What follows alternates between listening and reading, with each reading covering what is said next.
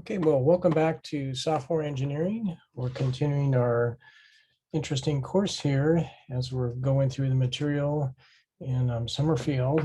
And today we're going to be talking about system modeling, something I think that's pretty interesting and a way that can be a time saver on multiple fronts.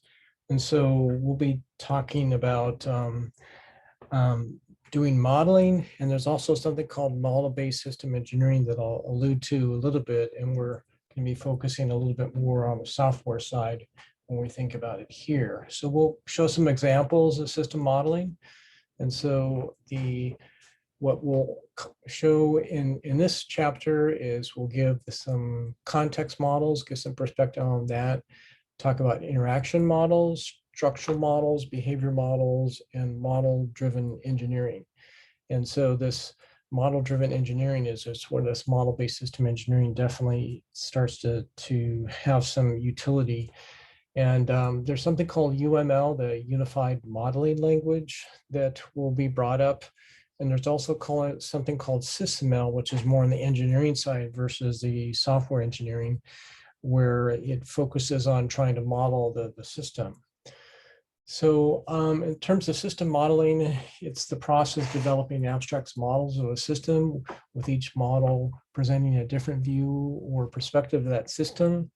System modeling has now come to mean representing a system using some kind of graphical notation, which is now almost always based on notations in the unified modeling language.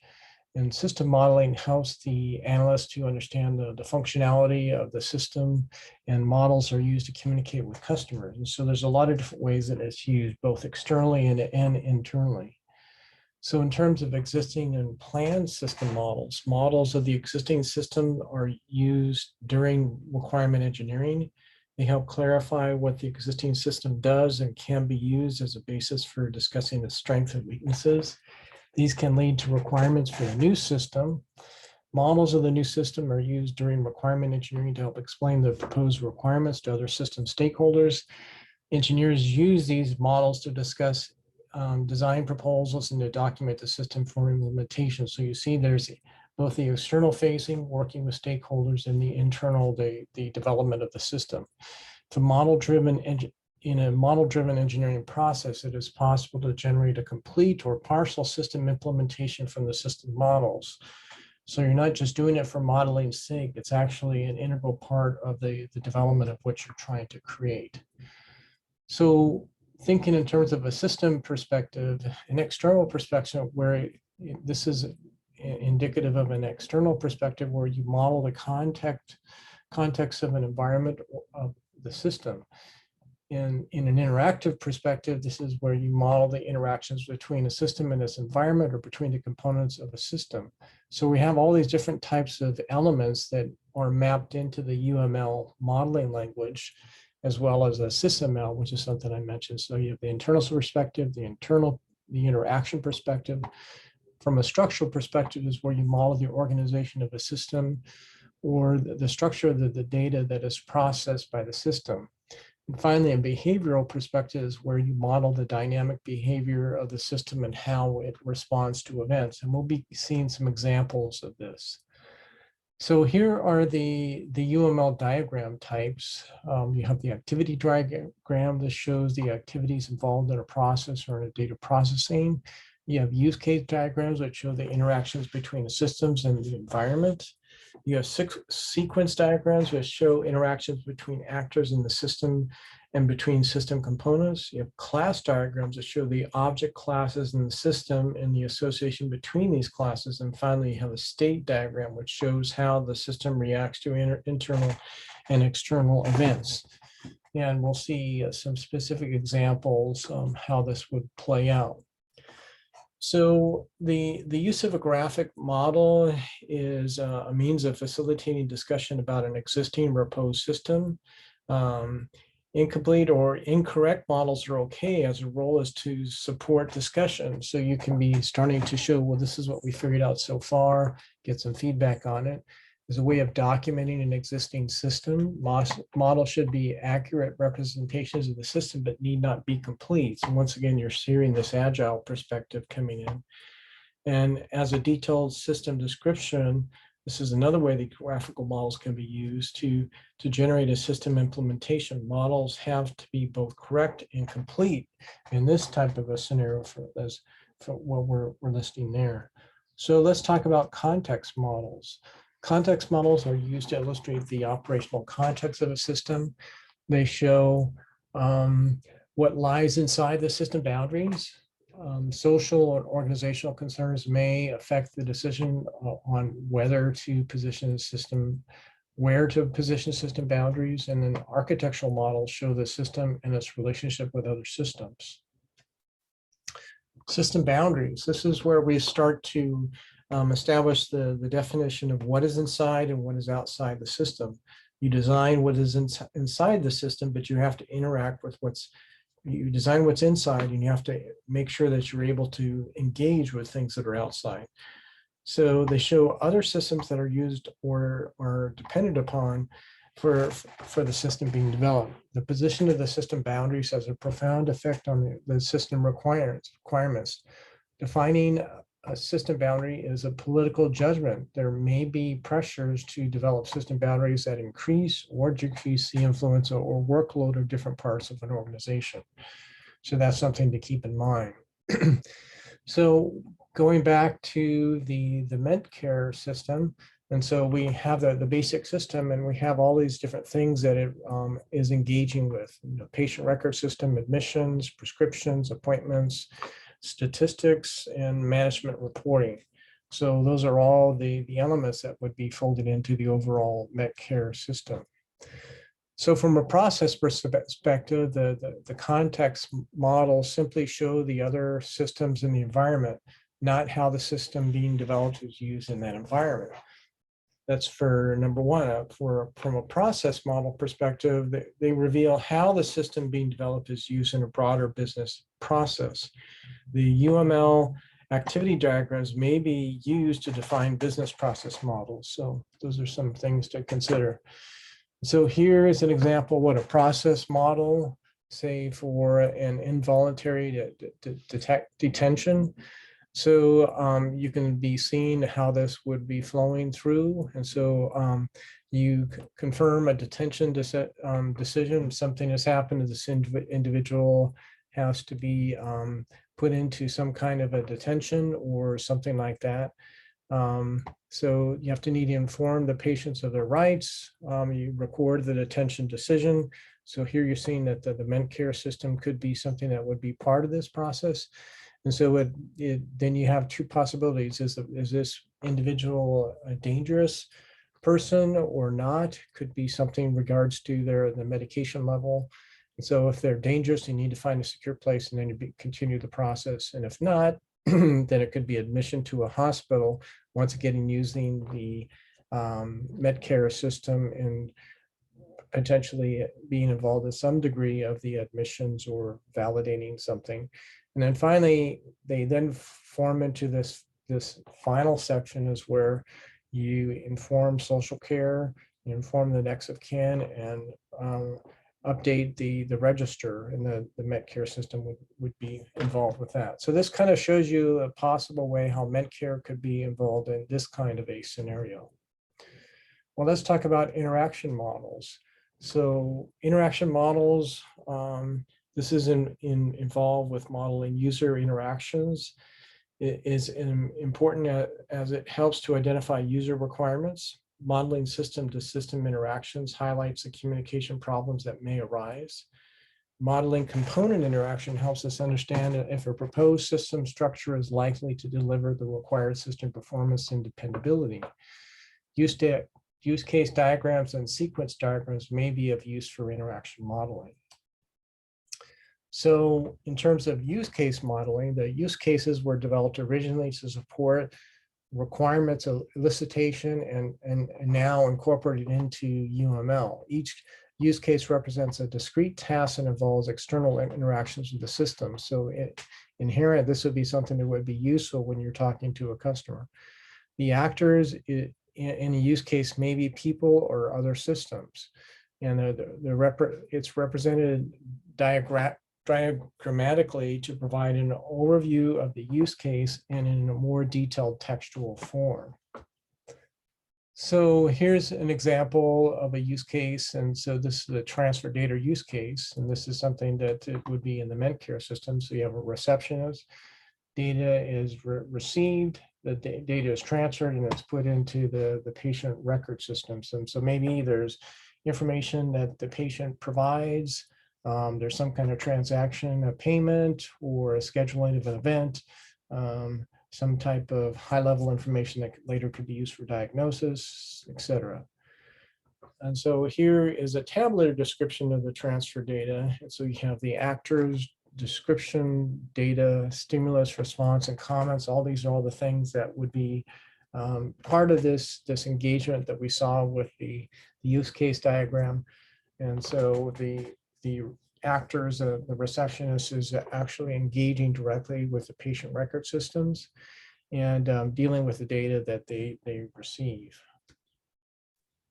Here's a use case for the Medcare system involving the role of medical receptionists. And so this is it's not only just data keeping, they have a little bit more training, and so they can register the patient, register, unregister, view the patient information, transfer data, and contact the patient. So these are the things that a medical receptionist would do.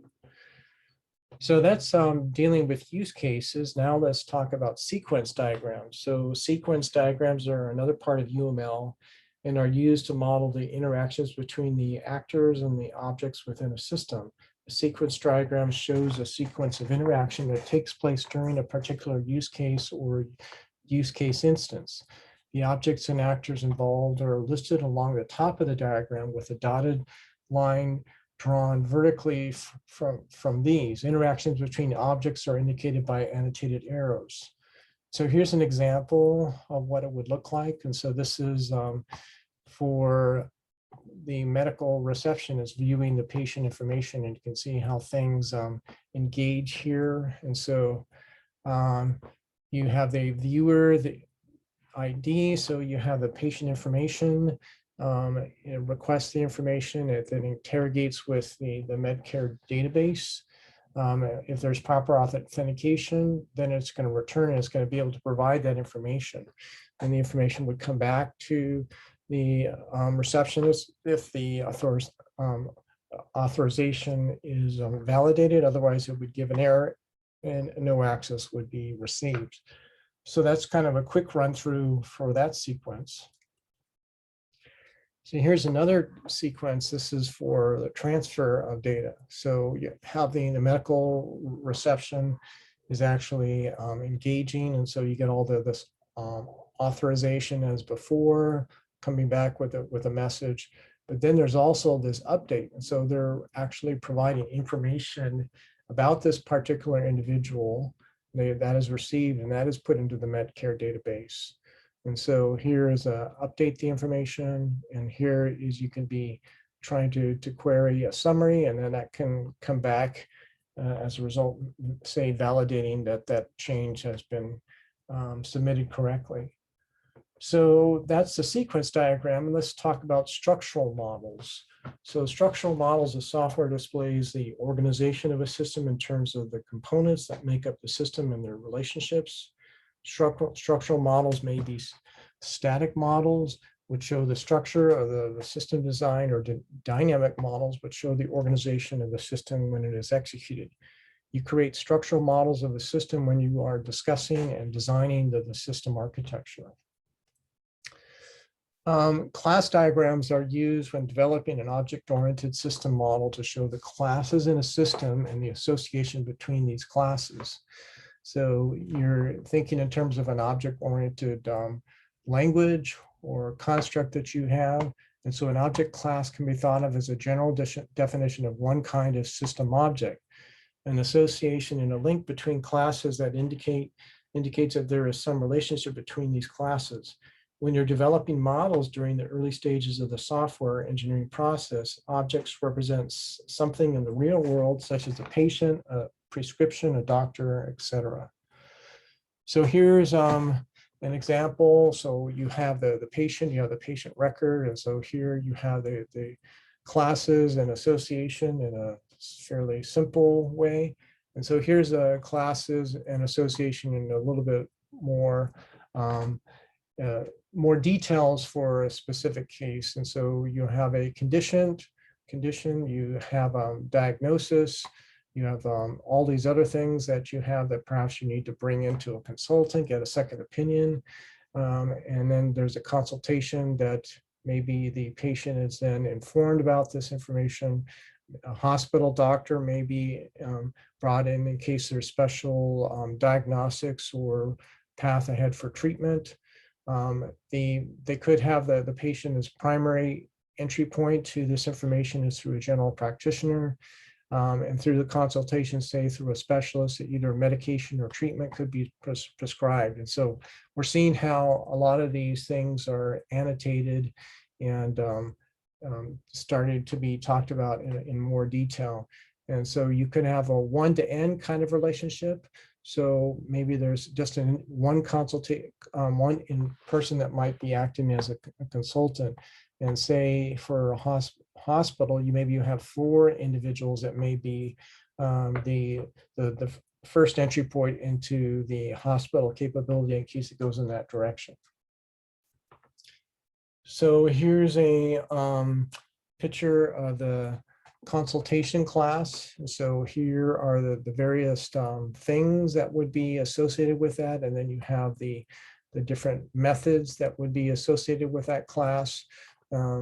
And so we're just starting to annotate the information in this graphical sense of how we're going to code and break this up into when we actually do the implementation. Generalization is an everyday technique that we use to manage complexity. Rather than learn the detailed characteristics of every entity that we experience, we place these entities in more generic classes, say an animal class, car class, house class, and learn the characteristic of these classes. This allows us to infer that different members of these classes have some common characteristics, say squirrels and rats and rodents, could maybe fall into a subgenre of animals. So in system modeling, it's often useful to examine the classes in the system to see if there is a scope for generalization. If changes are proposed, then you do not have to look at all the classes in the system to see if they are affected by the change. In object-oriented languages such as Java, generalization is implemented using the class inheritance mechanism built into the language. Generalization, the attributes and operations associated with higher level classes are also associated with the lower level classes. So the lower level classes or subclasses inherit the attributes and operations from their superclasses. These lower level classes add more specific attributes and operations. So if you do it at a higher level, then you don't have to make changes in every class, and that could be a benefit in terms of maintaining the code.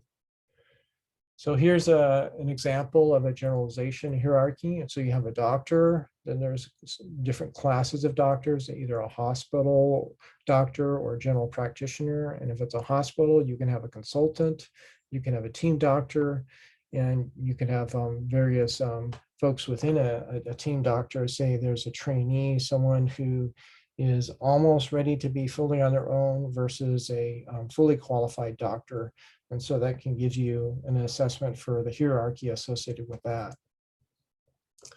So here's a generalization hierarchy with added detail. And so you can have these 2 classes that we here, the hospital doctor and the general practitioner, and we'll lay that a little bit more. So every doctor has a name, a phone number, an email. They can register and deregister with that.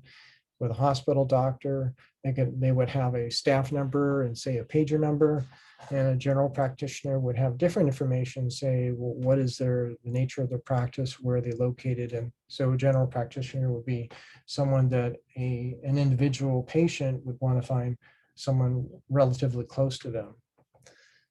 Object class aggregation models. An aggregation model shows how classes that are collections are composed of other classes. Aggregation models are similar to the part of relationship and semantic data models. So here is an example of an aggregation association. So a patient record is going to have a relationship with a patient as well as a consultant. And so we're starting to show that, and there could be a one to N consultation, and it could be more than one consultant, but we're talking about a specific individual patient. So there's one patient and one patient record. Well, next, let's talk about behavior models. Behavioral models are models of the dynamic behavior system as it's executing. They show what happens or what is supposed to happen when a system responds to a stimulus from its environment. You can think of these stimulus as being of two types. First is the data. Some data arrives that has to be processed by the system. And another thing, you can have things that are events. Some events happen that trigger a system process. Events may have associated data, though this is not always the case. So for data-driven modeling, many business systems are data processing systems that are primarily driven by data. They are controlled by the data input to the system with relatively little external event processing. Data-driven models show the sequence of actions involved in processing input data and generating an associated output. They are particularly useful during the analysis of the systems as they can be used to show end-to-end processing in a system. So here's an activity model, the insulin pumps operation. So this is one of our key things that we have in terms of an example that we keep getting back to. And so I won't go through this in detail, but basically we have the blood sugar sensor, we get the value. Then we have the sensor data, which then we can be computing what the sugar level is based on that sensor data is. We then have the blood sugar level. We can calculate, well, how much insulin should be delivered.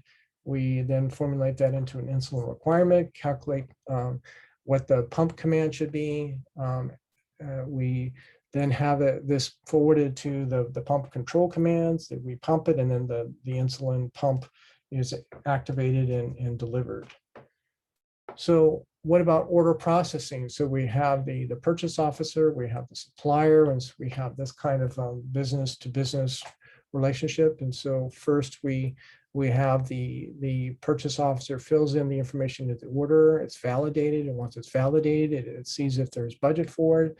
And assuming that there's budget, this order is saved, the order is sent. And so that gives us a nice scenario of how the order processing would take place. What about event-driven modeling? Real-time systems are often event-driven with minimal data processing. For example, a landline phone switching system responds to events such as a receiver off hook by generating a dial tone. Event-driven modeling shows how a system responds to external and internal events. It is based on the assumption that a system has a finite number of states, and that events, that is stimuli, may cause a transition from one state to another. So that gets into state machines, is where we start to annotate what exactly are those states and relationships between the states. So these are models of the behavior the system responds to external and internal events. They show the system's responses to stimuli, so they are often used for modeling real-time systems. State machine models show system states as nodes and events as arcs between these nodes. When an event occurs, these systems move from one state to another. State charts are an integral part of the UML and are used to represent state machine models. And so here's an example of a state machine for a microwave oven. And so we see that in its normal state, the microwave is waiting for input. And so we'd either say that the first thing that is put in is either it's asked to be operating at half power or full power. And so it's either going for 300 or 600 watts. And so that's what we have. And then there's the next thing is a timer, is how long it's going to be. And then it validates that that number is closed. It makes sure that the door is closed before it starts to do its operation. And when it validates that, it goes ahead and it operates that. And then if If the door opens, and it's going to go back to a non-operational state, and it's going to have to be reestablished. And when it's done, it's waiting again for what's it's called upon to do next. Most likely, an individual is going to be taking the contents out of the microwave and making it ready for the next time it's going to be used. So here's some more information in terms of the operation of the microwave. And so this is some diagnostic. It does self-check. Is a turntable working? Is the emitter faulty? And is a door closed? Etc. So here are the various ways that it can be doing some validation that it's ready for operation. And if not, then there could be an error message that would be listed. So we have a variety of different states and stimuli. We've already gone over this in the chart, so I'll just quickly go over this, that you can look over these in detail.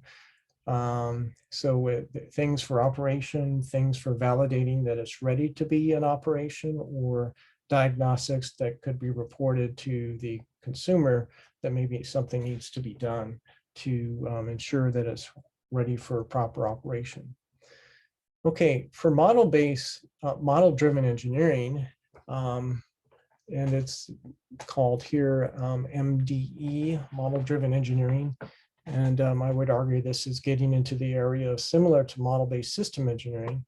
So this is an approach in software development where models rather than programs are the principal output of the development process.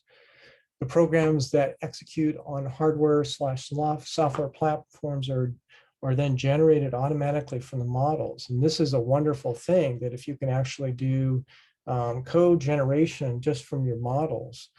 And the proponents of MDE argue that this will raise the level of abstraction of software engineering, so engineers no longer have to be concerned with the programming language details or the specifics of the execution platform. So what is the usage of model-driven engineering? Model-driven engineering is still at its early stage of development. It is unclear whether or not it will have a significant effect on software engineering practice. The pros: it allows systems to be considered at a higher level of abstraction. Generating code automatically means that it's cheaper to adapt systems to new platforms. And unfortunately, the cons are models for abstractions are not necessarily right for implementation. Savings from generating code may be outweighed by the cost of developing translators for new platforms. So just like so many other things, you have to think of the pros and cons. Well, what about model-driven architecture? This was a precursor to the more general model-driven engineering. Model-driven architecture is a model-focused approach to software design and implementation that uses a subset of UML models to describe a system. Models at different levels of abstraction are created from a high-level platform independent models. It is possible in principle to generate a working program without manual intervention. So here are some of the types of model. You can have a computation independent model, a platform independent model, or a platform specific model, and each has its utility based on what you're trying to do. So for a computation independent model, these models model the important domain abstractions used in the systems. For a platform independent model, these model the operation of the system without the reference to its implementation. So it's usually described using UML models. Finally, platform-specific models. These are transformations of the platform-independent model mentioned here, with a separate platform-specific model for each application platform. In principle, they may be layers of platform-specific models, with each layer adding some platform-specific detail. So here's just an example of the transformations that can go on in model-driven architecture, that you do a computation of the independent model, you have the domain-specific guidance, and those are translated. You can have user input. That eventually goes to a platform-independent model. And that can be translated with platform-specific patterns and rules. moving towards the direction of platform-specific models, and then finally getting to executable code. And so we have this translation process that has to take place as we move along, going down this path. For multiple platform-specific models, what if you have a Windows type of environment where you'd be using .NET, and .NET is an extension of Java, and also C#, that there were things that Microsoft wanted to add that weren't in the general code. Or you can have other types of environments that are using Java, whether it be an Apple environment or some other mobile environment, that this would be the more common platform. And so here are some things that you would be starting with, going with an independent model and then moving to specifics for what you're trying to accomplish.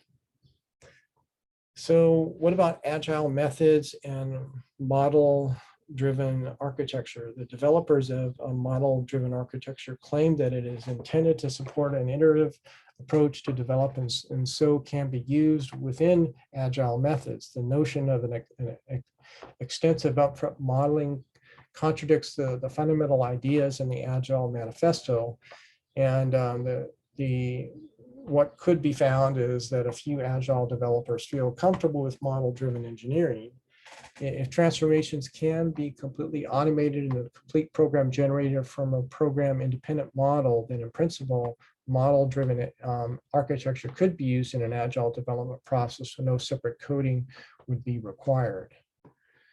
What about adoption of model-driven architecture? The range of factors has limited the adoption of model-driven engineering or model-driven architecture. Specialized tool support is required to convert models from one level to another. There is a limited tool availability, and organizations may require tool adaptation and customization for their environments. For the long time system developed using model-driven architecture, companies are reluctant to develop their own tools or rely on small companies that may go out of business. So there's a lot of factors there that go beyond just having the code, but having something that would be something that could be supported over a longer haul in a delivered operational environment. So in terms of adoption of model-driven architecture, models are good ways of facilitating discussions about a software design. However, the abstractions that are useful for discussing may not be the right abstractions for implementations. For most complex systems, implementations is not the major problem. Requirement engineering, security and dependability, integration with legacy systems, and testings are all more significant. So there's a lot of things to be thinking about. In terms of adoption of MDA, the arguments for platform independence are only valid for large, long lifetime systems. For software products and information systems, the savings from the use of model-driven architectures are likely to be outweighed by the cost of its introduction and tooling. The widespread adoption of agile methods over the same period that model-driven architectures was evolving has diverted attention away from model-driven approaches. So just to finish up here with a couple key points with a few charts. So a model is an abstraction view of a system that ignores system context. Complementary systems models can be developed to show the system's context, interaction, structure, and behavior.